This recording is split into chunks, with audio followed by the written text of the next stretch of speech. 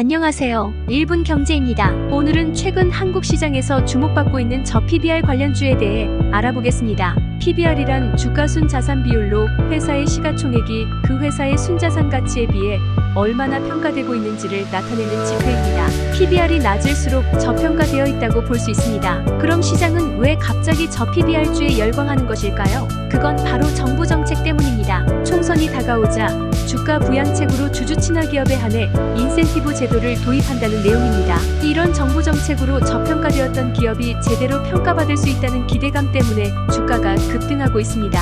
반면 테마로 반짝 떴다 폭락하는 저PBR주들이 있습니다. 이들은 대부분 이러한 특성을 가지고 있습니다.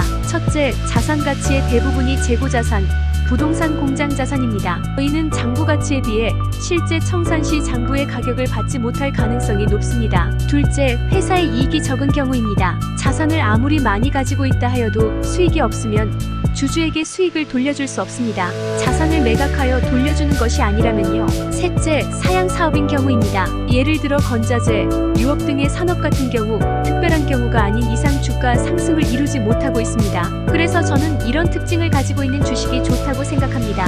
첫째, 주주환원을 추구하는 기업입니다. 역사적으로 주주환원을 하지 않는 기업이 있습니다. 앞으로도 하지 않을 가능성이 높은 기업도 있습니다. 상속 등의 이유로 주가를 눌러야 하는 기업, 회사가 곧 짐이다라는 경영 마인드를 가지고 있는 기업은 잠시 올랐더라도 다시 떨어질 수 있습니다. 둘째, PBR뿐만 아니라 PER까지 낮은 기업입니다. 순이익 대비 낮은 주가는 향후 주주환원 정책에 따라 시장 평균으로 상승할 가능성이 높습니다. 마지막으로 ROE와 영업이익률이 높아야 합니다. 회사가 자본을 얼마나 효율적으로 운용하고 있는지 알려주는 ROE와 산업 내 경제적 해자 여부를 알려주는 영업이익률까지 확인을 해야 합니다. 최근 골드만삭스도 주주 친화 정책에 따른 저평가가 해소되면 12개월 후 코스피는 2850까지 갈 수 있다고 했습니다. 코리아 디스카운트가 해소되어 좋은 기업들의 주가가 제자리를 찾아가면 좋겠습니다. 이런 기업을 찾고 싶으시면 이용 중인 증권사 어플에 들어가 조건 검색식을 만들면 나옵니다.